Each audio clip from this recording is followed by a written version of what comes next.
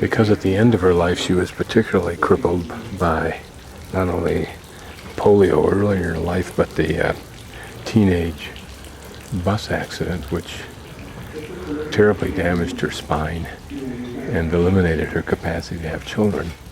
She was probably restricted very much to that floor, which she could move around on in the wheelchair that she spent most of her time in.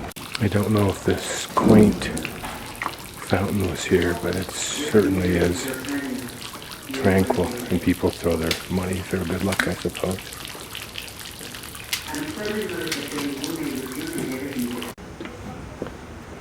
Presumably this ramp was put in for Frida. Certainly she would want to have had access to this very pretty garden area.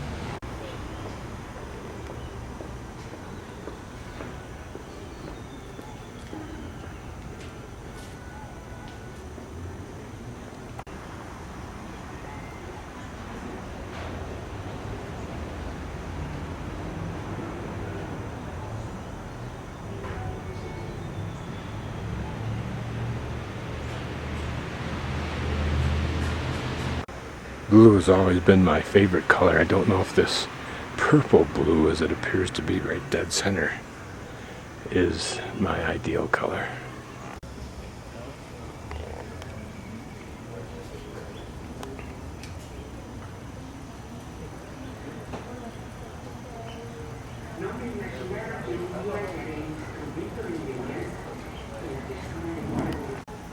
By way of note, as I sit here in a historical house, the house of a real person who lived in the past, as I do in other historical places, try to factor out all the elements of today, like the policemen, the people coming down the stairs, the video playing about Frida in the background, the airplane above, and somehow try to imagine life in this space. The Museo Frida Khalo is at 247 Londres Avenue, and it is the site of her family home where she was born and lived her early years, and then lived her last 13 years.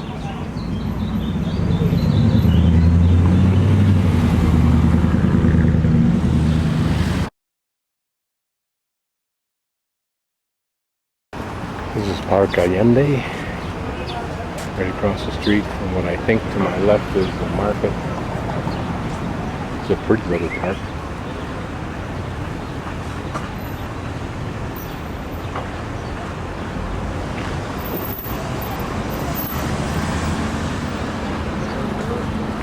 I think that's the market over there. First glance, it appears to be nicely maintained, relatively speaking. A pretty place to sit and have lunch.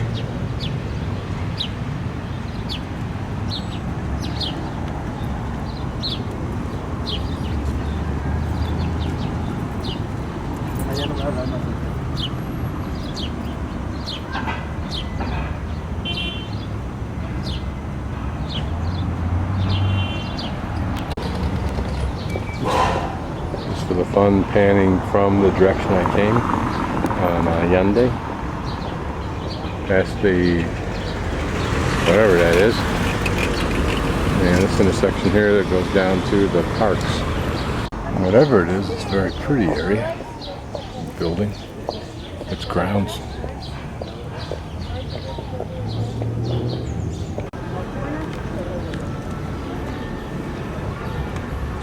Some of the old buildings, restaurants and so forth. around Plaza Hildago. And this plaza that you'll see in just a moment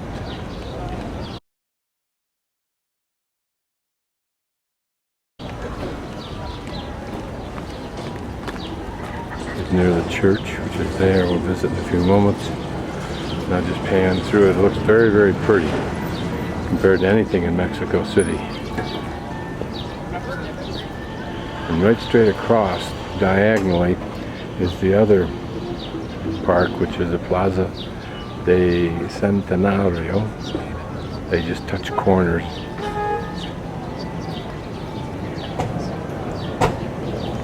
Nicely maintained, cleaned up, which is nice.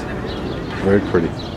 It's too bad the rest of Mexico, like cities like Mexico City, can't do the same thing. Don't see the point that their people don't demand it. Some kind of sculpture. To my prurient mind, somewhat phallic.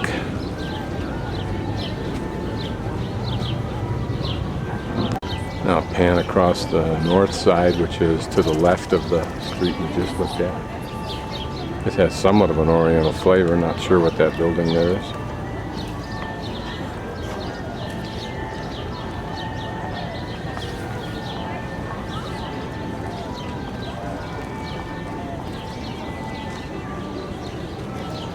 Pretty gazebo in the center. Not a gazebo, excuse me, whatever you call it.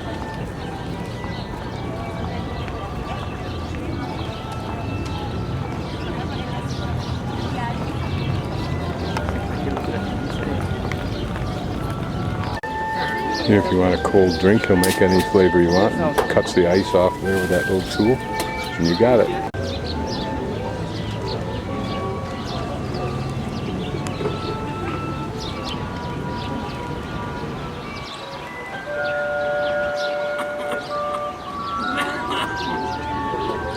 Sound in the back of what sounds like what the organ grinder is just ubiquitous to Mexico, this part of it.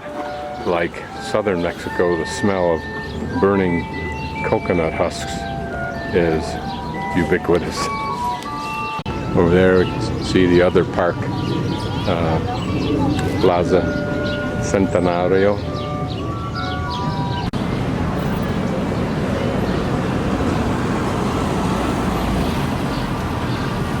Funky place that would be if you could live up there.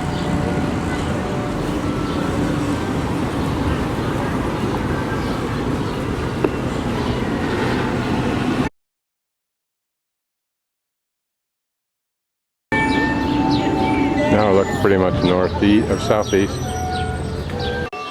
Okay, looking southeast. This is the church, obviously.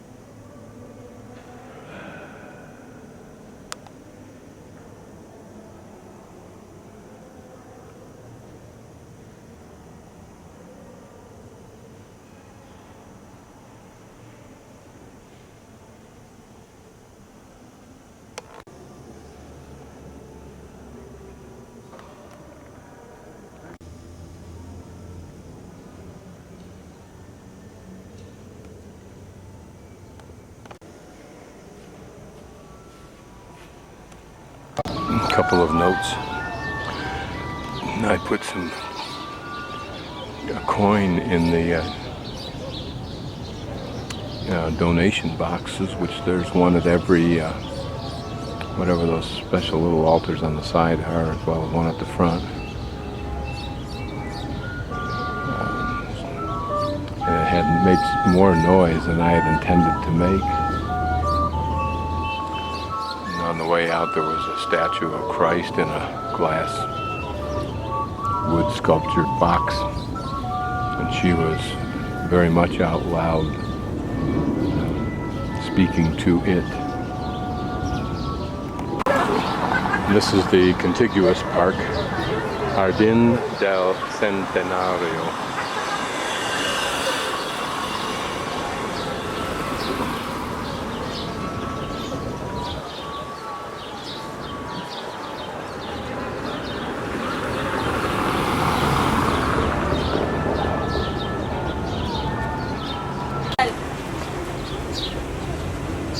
This will be the western entrance to the park.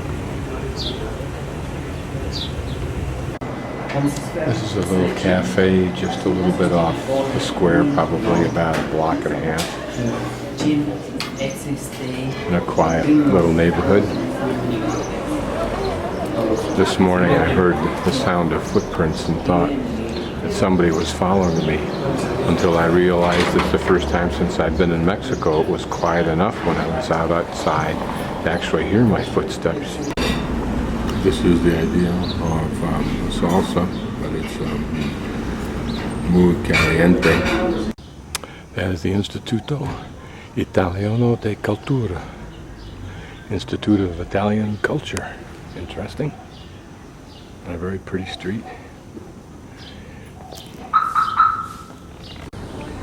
Pretty address signs. Turn right down another side street. Pretty flower here.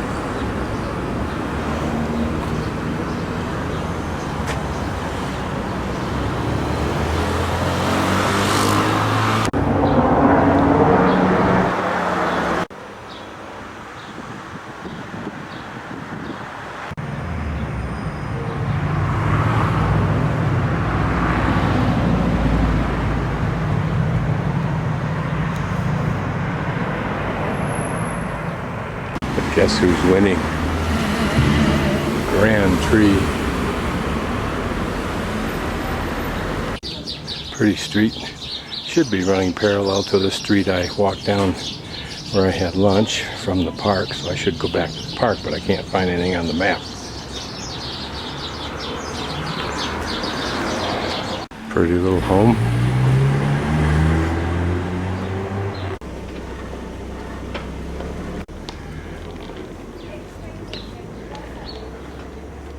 Another pretty house right there.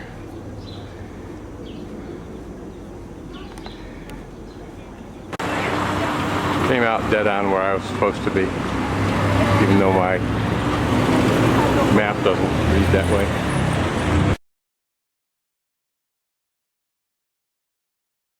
This inner courtyard is called the Casa de Cortez, and it is reputed to be the spot on which the Spanish tortured the Aztec King and his wife, I believe, in order to get them to reveal the whereabouts of the gold treasures. Gotta love Christianity, don't you? Particularly the Catholic Church. This fountain in the Jardín del Centenario has statues of coyotes, and the coyote is the symbol of Coyoacan.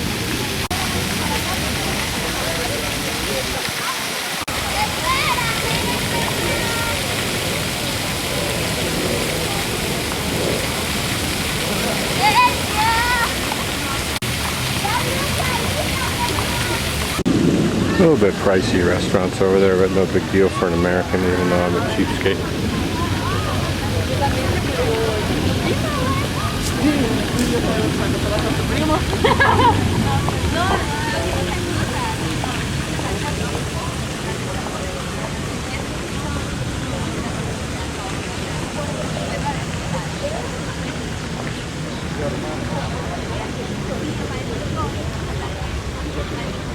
Plaza Hildago.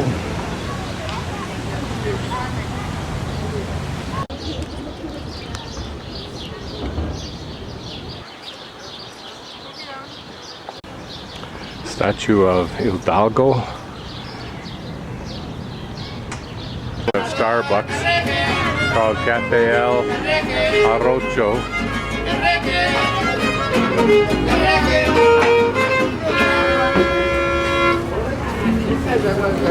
Across the street, a fairly modern looking church. Don't know what that fruit is.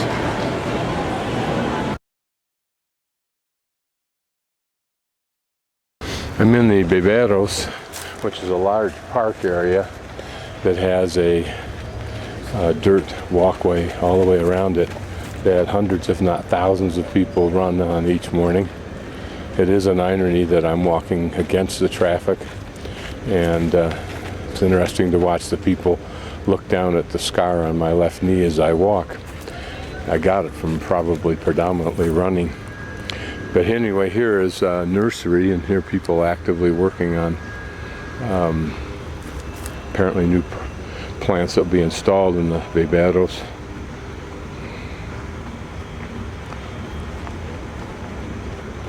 I'm betting some kind of fruit tree, and then back inside of there are also more mature trees and plants that are growing. I don't know what the original purpose of the Viveros was, but you get the feeling, there's a whole bunch of pine seedlings, that it has a larger purpose than simply being itself, as though perhaps it's a nursery source for the entire area, at least the civic portion of the area as opposed to private.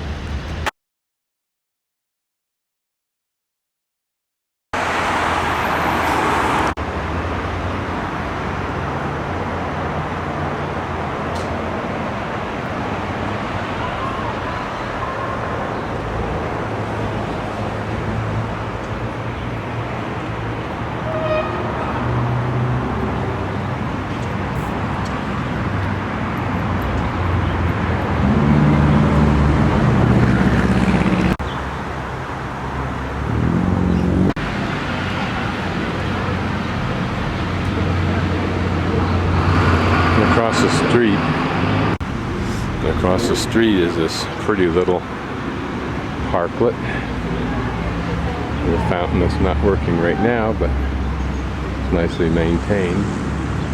This is one of the key tourist places for Coyocan. Plus, the way these sidewalks are done is kind of interesting. I've seen it a lot.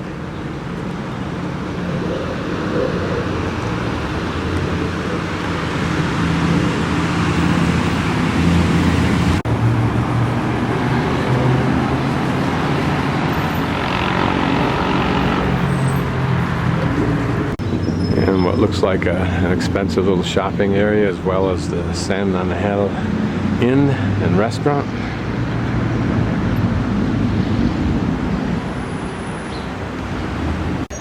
It's actually a very modernistic, almost sterile house to me, from the outside at least, but it perhaps appealed to them. It's 50 years after Diego's death, but this is a very pretty area that he lives in. Looks like a very old, authentic building. I sometimes look at places like that with their intimate little courtyards and think how neat it would be if you were a writer to hole up and write in such a place. But for me, I can see no reason to be here. My impression on the inside is the same as it is on the outside. It's a very modern but very cold, cement-inspiring building. Frida's is the one I least like because it doesn't seem to even have a studio, just lots of little cubicles in there. While I was shooting that last bit of footage through the trees at Frida Khalo's house, I had the lady that came out from this house that I'm videoing right now came out and chatted with me. Okay, some notes. At first I thought she was going to chastise me for, she thought I was going to be videoing her house, which I just did. But quickly we realized that we're from New York, she's from Manhattan. She came out here with her husband after he had been 5 years in the Second World War. They came here because they didn't have enough money on his pension to live in New York nor any housing. And this house that she owns now was the first that they built when they first came here and lived in all their life. Was built by Juan Gorman, who actually I think painted the murals in one of the buildings I was in, and I think it was that Preparario near the temple. But at any rate, he built this house, designed this house and built it, and it was the first modern house built in Mexico. And this was the second, built by the design and built by the same man. This one, she claims, was voted at one point in time as one of the top 10 most outstanding architectural designs in the world. I personally find that hard to believe, but that's what she said. A further note from that elderly lady was that Diego was a very wonderful man. Tomeo, who lived around the corner, was a terrible man. Nothing about him was any good. Siqueiros lived way down this street. Additional note, she lamented again that the Federico had once been all wide open country land and sheep and that sort of thing.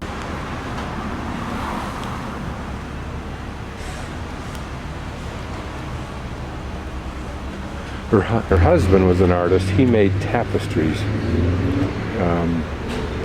making his own colors as good artists do. There you can see a little bit of the steps going up to the roof on Frida's house. And Frida was a woman who was a gifted artist, that is accepted, but was not at all a nice person in any way whatsoever.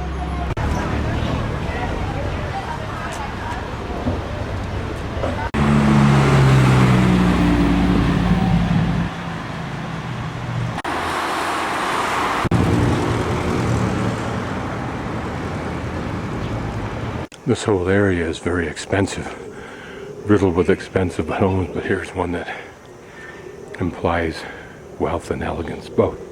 Look at the size of those walls, nothing else. A man in a Jaguar pulled out of the street here a moment ago. Looks like an intimate little enclave. This is Calle Reina. Getting a spruce up, looks pretty already. Pretty little intersection. Here they're trimming back from that electrical power line. Continuing on my route, which is Aurelina Reina, or something that looks like that. I can only imagine what those places are like back behind those walls. Very quickly, we're back where the rest of us riffraff hang out. There's some people and men installing a new wall surface. That's how they pecked out the wall paint so it will tap.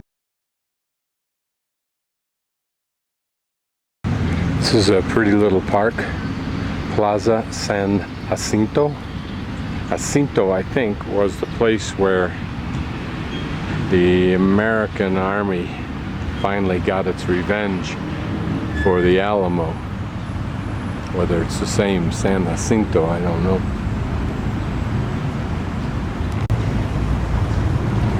Pretty little fountain. It's well maintained in this very nice area.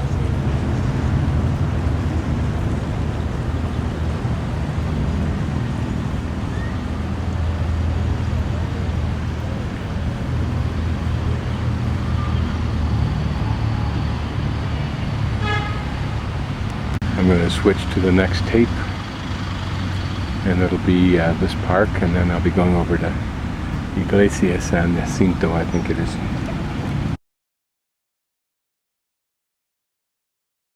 Number 6, I'm at San Jacinto Park, or Plaza. I'm thinking this old building is the bazaar they speak about. Too bad they don't restore it. Beautiful on the outside.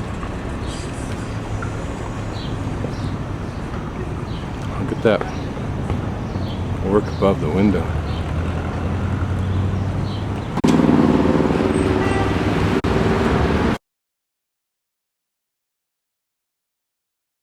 So scratch all that. This plaza, I've been in this Plaza del Carmen. For those of you who felt cheated, there is Plaza San Jacinto. Very pretty view.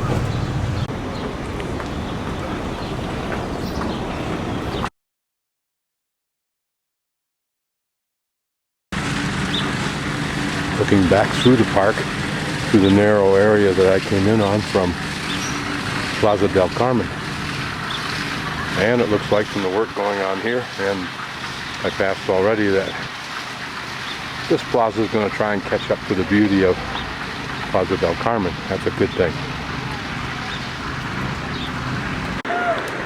This plaque is commemorating something to do with boys or young people and the gratitude of Mexico to 112 of them who sacrificed themselves September 19th, it looks like, of 1959.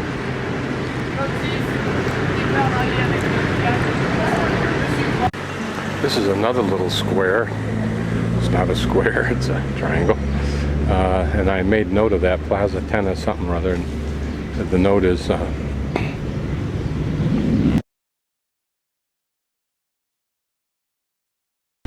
this is another, what's called a plaza. That name's fully spelled on a street sign I videoed a few minutes ago. And it's directly across from Plaza San Jacinto. Curious about this pretty building. Looks like the entrance is there. Maybe it's a restaurant. This looks like that artisan boutique shop type of thing. It'd be a very pretty place to have a house. Beautiful trees for the making of a beautiful park and a pretty fountain. So they're completely redoing this area around the fountain, which would be nice. Here, what looks like a pretty restaurant. This is some kind of a cultural center, and near that is the Risco Art Museum. I just don't have an interest in looking at anything today. For little restaurants for the cognoscendi.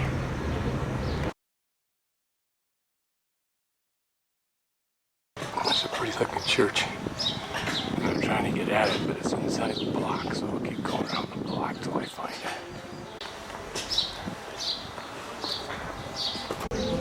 Very pretty place it is.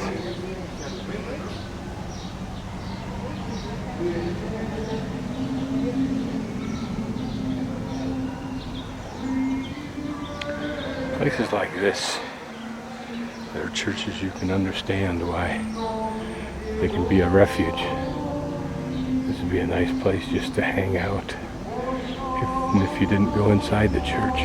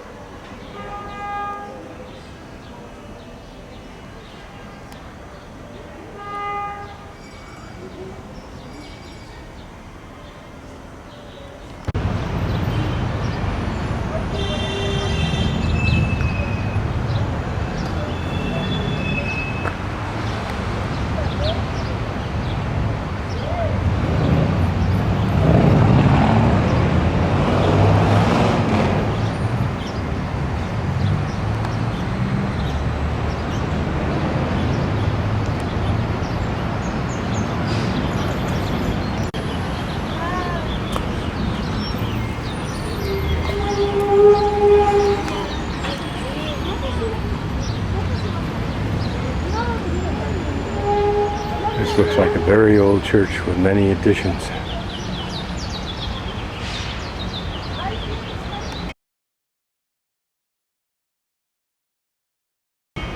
Church has 3 such domes as this.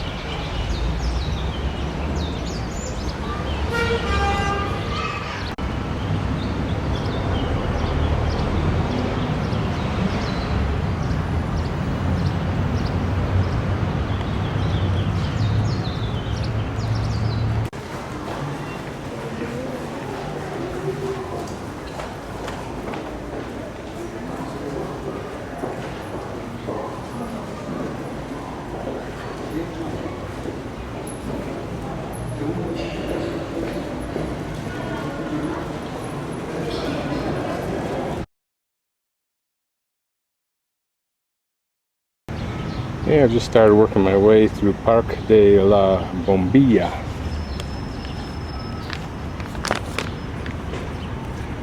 Reflection pool and a monument to Obregon. Don't ask, don't know, but I have heard the name.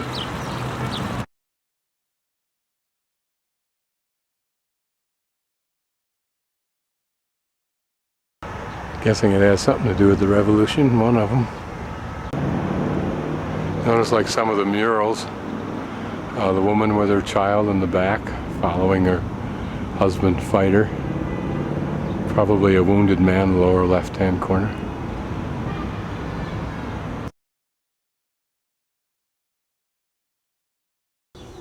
This tiny little wedge of a park is called Plaza San Sebastian Shimalistic.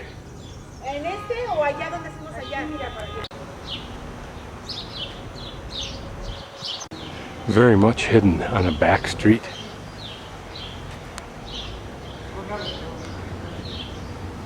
Very tranquil place. I'm sure the area here, if you live here, represents very expensive enclave.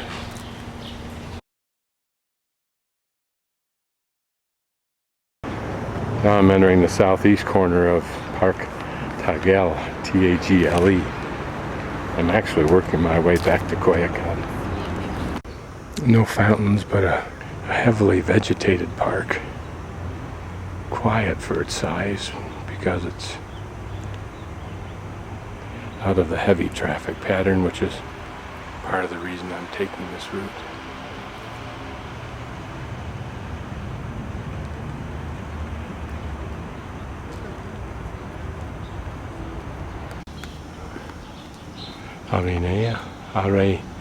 Arenal and Ignacio Allende.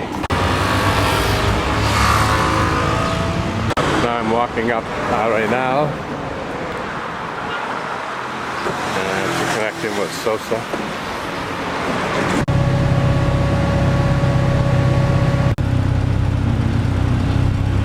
A spiral staircase up to the bathrooms in the restaurant where I had my salad outside the park after my taxi ride and after I made a bad wrong turn and walked a long, wrong way.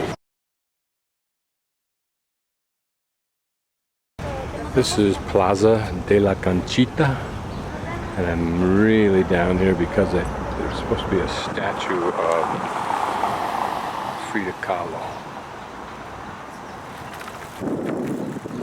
I just think the idea of these parks is marvelous. Not a word I often use. Such a sense of tranquility and refuge when I show up here. For me at least. Soon for others.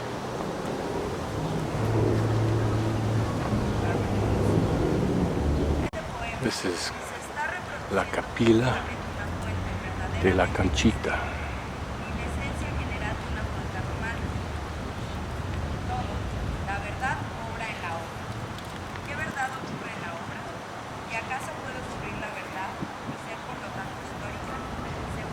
Looks very old.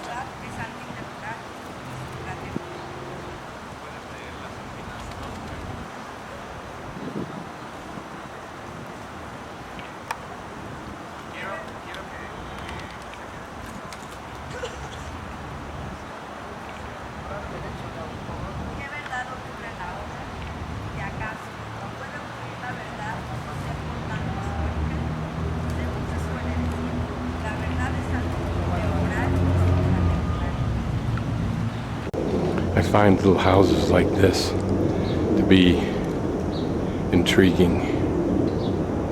Like it'd be fun to rent it for a week. As long as it had internet access.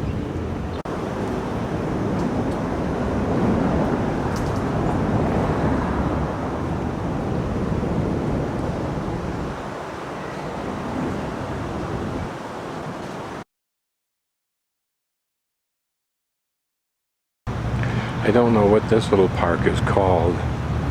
It's just across the street from Plaza de la Conquita. But I came here to see this statue of Frida Khala.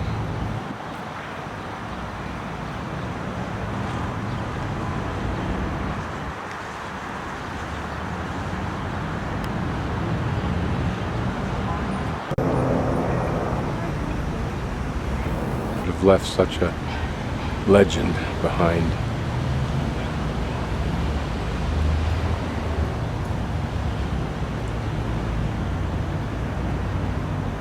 And yet to be the kind of person the older lady who lived next door to her for many years said she was.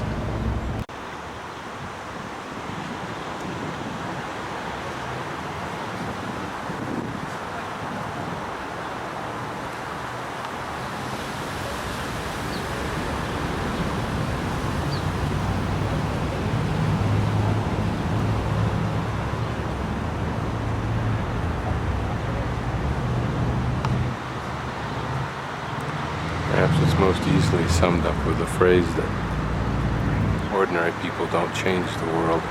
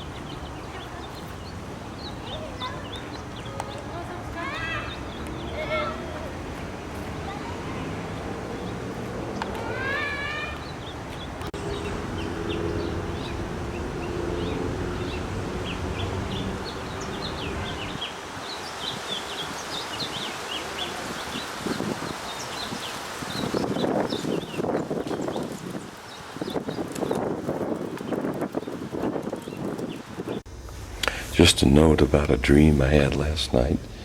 I don't know what I'd been thinking about, but all of a sudden in the dream I was somewhere else. And I started off in this, what was like a huge golf course. All of our buildings on either side. And the golf course links, the one I was walking in, and very concave. And I remember there were some people near in a little building place, near a little building place. And I asked this one woman, that she had red hair, and most of them did, where I was, and she said, "You're in Ireland." So I was trying to find where my place was. I was staying. About the women, they were kind of pretty looking, but they were rough looking and old looking. They had, like say, red hair, and it was in, large hairdos, in the sense of just lots of it. So then I was inside the building trying to get upstairs, and I fell over the side and was trying to grab onto different things, but I didn't have the strength to pull myself up, so I fell down, which wasn't very far. I didn't hurt myself, I just had to roam around again looking for something. But anyway, back out on the links, what it turned out was that there was this huge, colossal archery contest. And I remember all these arrows were embedded in the link, and they were still shooting them, they were still landing. And there were other people walking around out there, and nobody was getting hit by these things, but they were clearly landing all around. And finally I got inside of a place, and there was just a huge rainstorm of these arrows landing. And when I was walking along the links, a horse approached at an incredible gallop. As it slid by me, and it did slide, I turned around to look at it, and it was actually a bull by then. Even in the dream, I had no idea how I ended up in Ireland.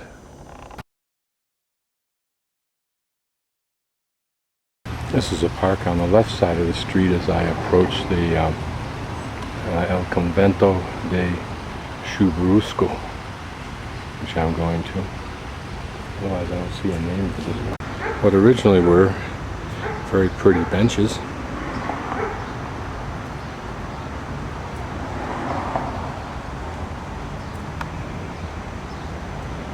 Its companion.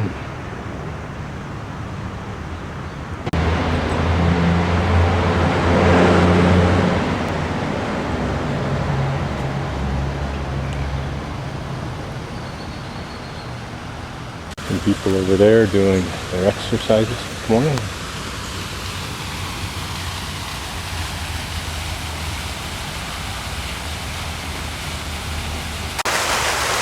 I don't know what the purpose of this is at this point, although it does look like a conquistador. To the left on top of the lion appeared to be a helmet and a sword.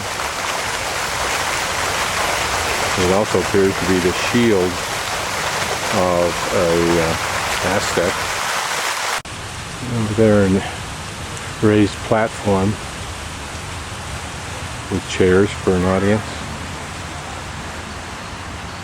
This may be serving. There's a fountain over there. Well, look at that. Another fountain here that's not on.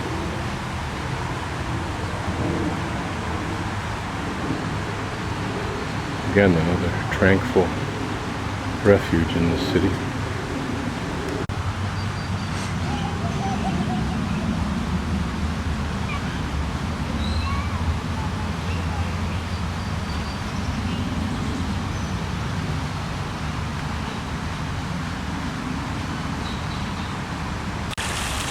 Interesting how some areas, like this area, have apparently plenty of water, whereas Mexico City doesn't. I wonder what source of water for this place. A stand of bamboo.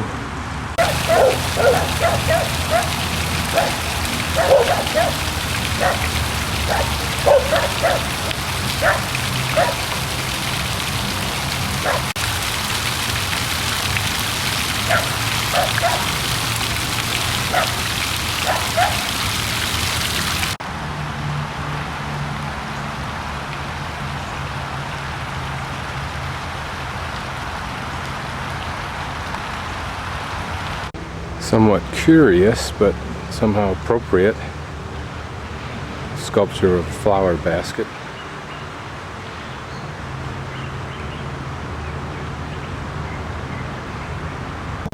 Somehow these big old cannon outside of this ex-convent seems a little incongruous.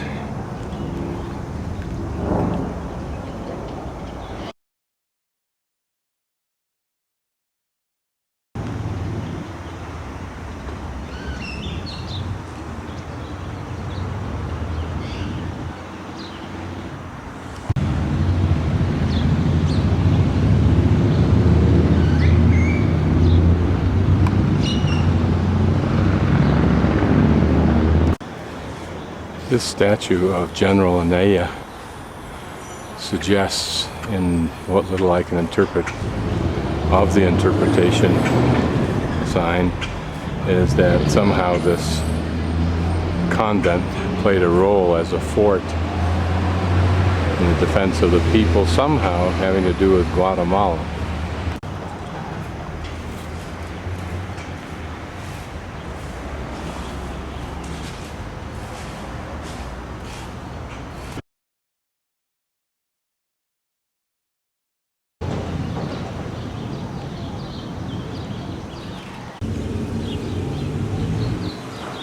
statue is just outside the main entrance.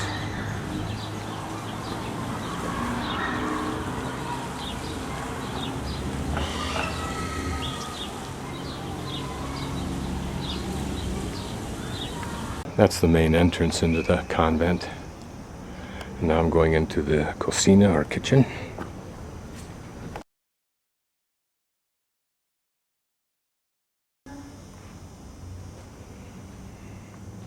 Notice that those are all little stoves or ovens, wood burning, I'm sure.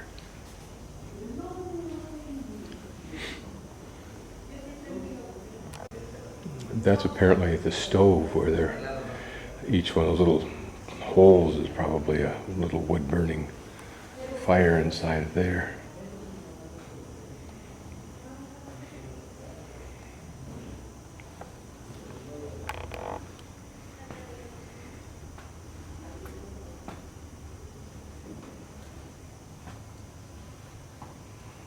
And from the black on the ceilings, this was a big oven here, because it is a chimney up there.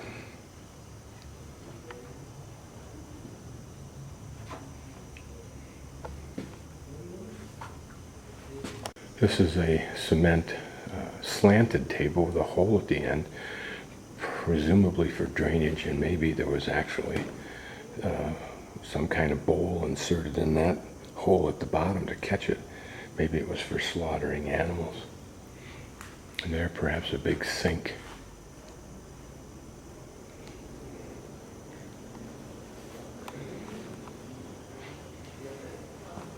I can only imagine what incredible smells would waft out of this big room.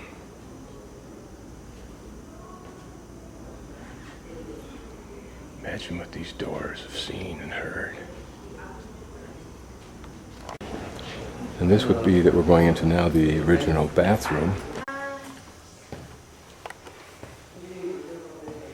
Now, who this would have been used by, I don't know, and I can't read these interpretive signs. Here you vessels for water. Who knows what that hollowed out, it's a semicircle hollowed out for some reason. And here's the bath. Probably for maybe all the ladies of the convent, certainly the general. Some air.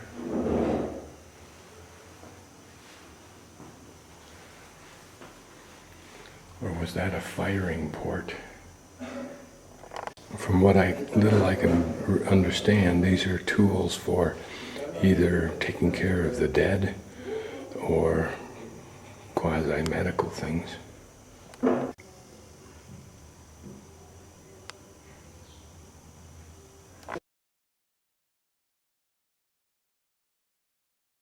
Here's the first room that I enter into. Notice the paintings on the wall and the bench. A certain similar feeling to what you saw at Teotihuacan, and also at Tula, the Toltec ruins, the benches around the rooms.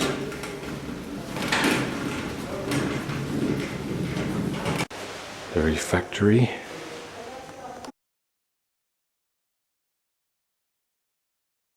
This probably represents earlier stages of the development of this complex.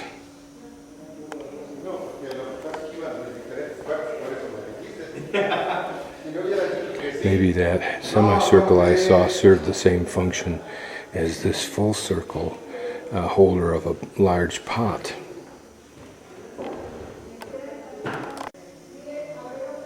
Bowls, maybe they were for holy water, or washing your hands.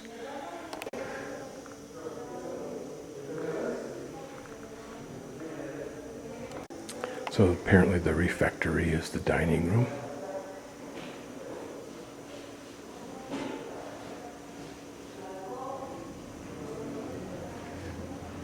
The pulpit stage.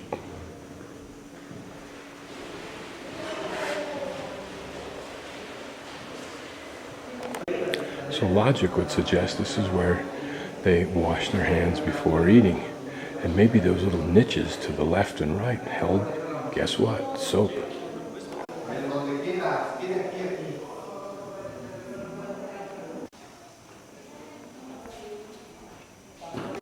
Here, a beautiful courtyard.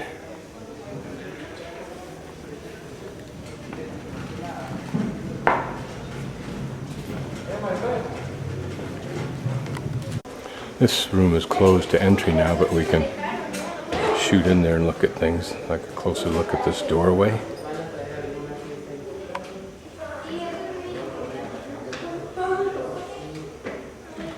Don't know if you can detect it, but this whole floor is sloping away from us. Upstairs there are some murals. Let's see.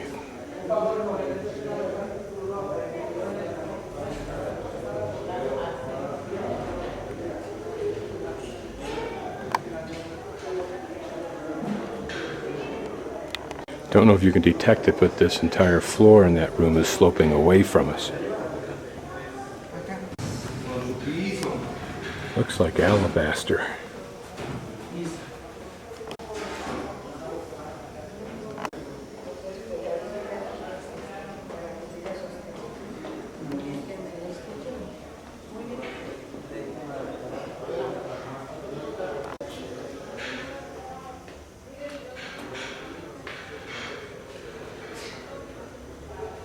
Those probably were pretty frames when they were newly painted.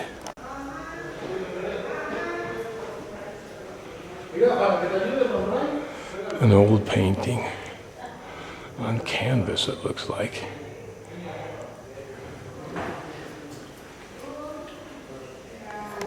The implements of war.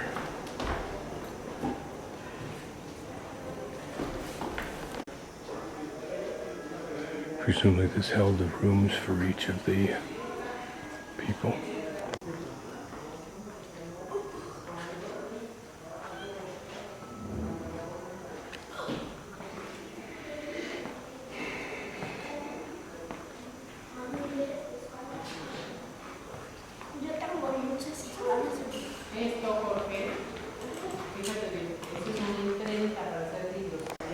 Interesting, this is a map of Indian tribes in the southwestern United States as well as central north of Mexico. Interesting that this arrows of this Indians' bow and arrows were of two parts. Presumably two different kinds of woods, I don't know why. Again, interesting is this photo of our drawing of American Indians in encampment.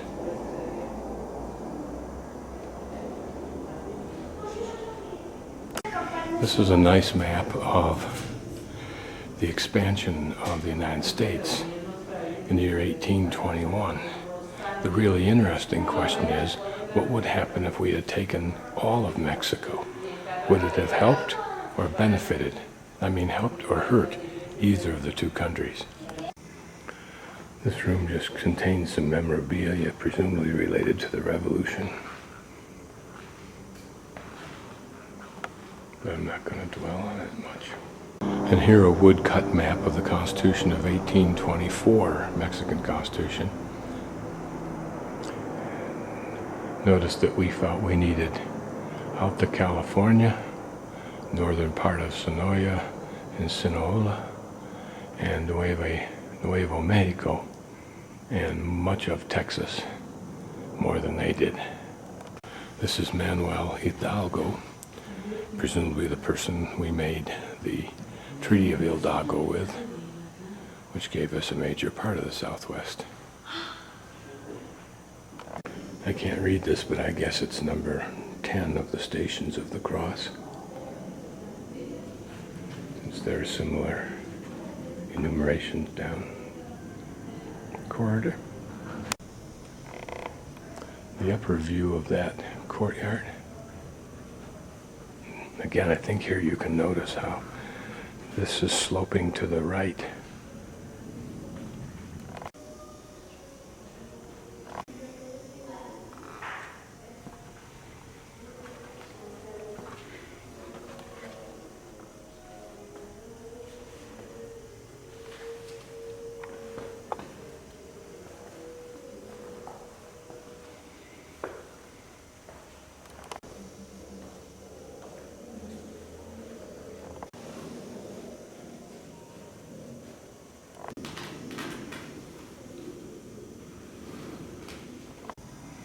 President Andy Jackson. I believe he was the one that decided we needed Texas. Don't know what this is, but it looks like a still.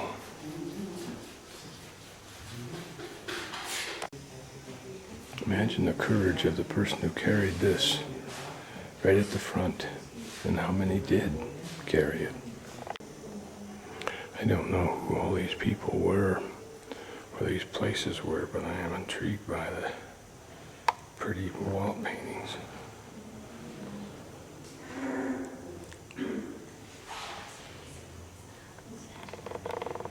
Which give us an idea of how Mexicanos decorated their homes.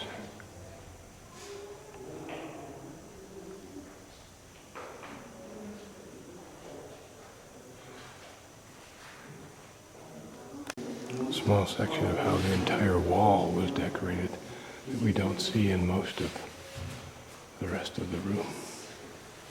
I'm not sure what this display is for, but that's Stephen Austin.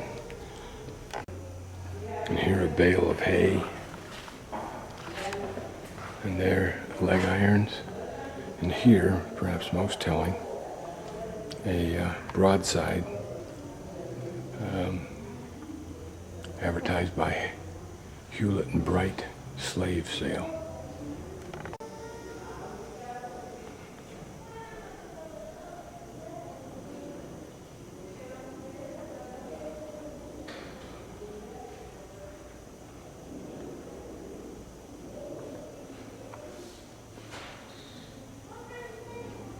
This painting dramatizing our Manifest Destiny westward expansion,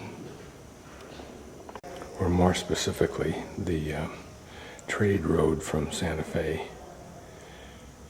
to California.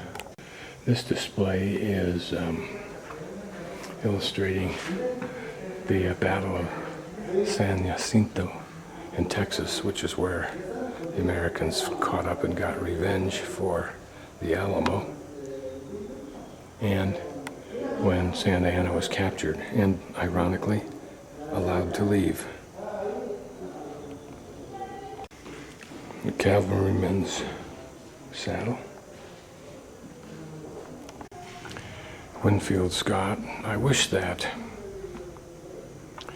they had all of this in English. It might be one of those few ways that both American and Mexican could somehow put together both stories, both sides. These look very Roman.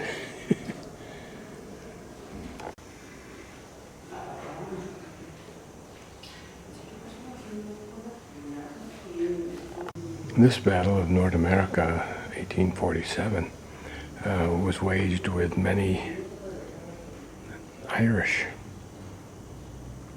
as you can see from the list.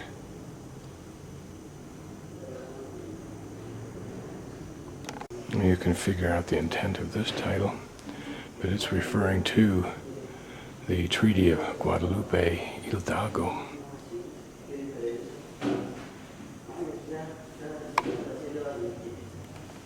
This is a painting of the Battle of Cinco de Mayo, 1862. Remember, it's about the second year into the Civil War for the United States. I don't know who the combatants were.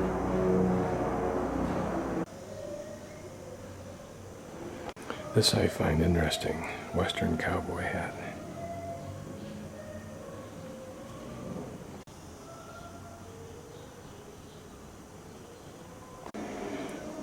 Drawing of Maximilian and Carlotta riding through Mexico City.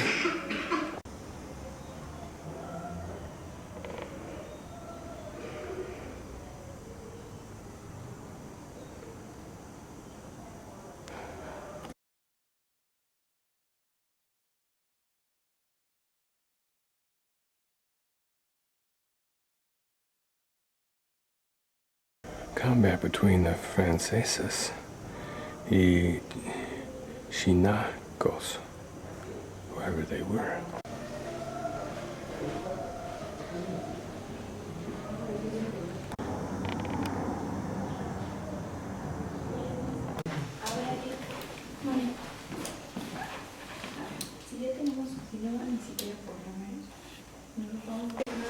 fantasies.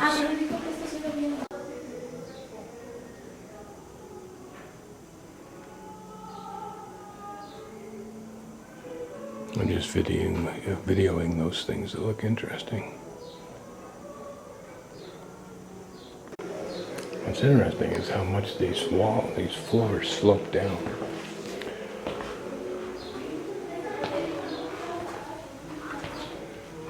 I mean, if you're in a little car, you go pretty quick. No telling what this interesting cabinet was for on wheels. It must have been important. Maybe it was shells for the gun I'll show you in a moment. And that's this giant gun here.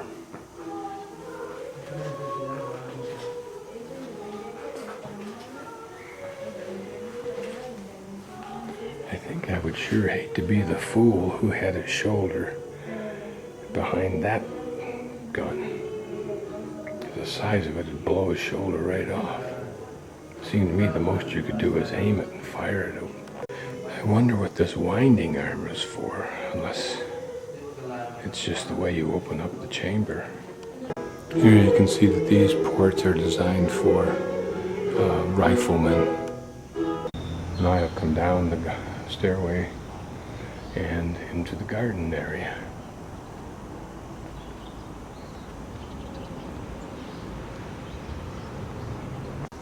This is an interesting design. These walkways that radiate out from the center fountain with benches at the intersections, and then benches at the end of these walkways.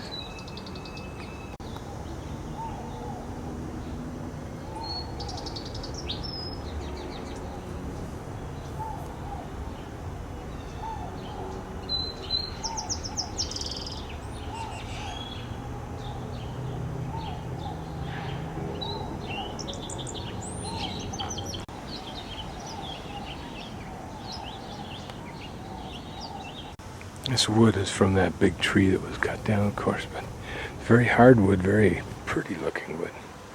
Imagine it would look very lovely if it were polished. Why it's been chopped up into small chunks, I don't know. An old fountain shrine set into the main walls.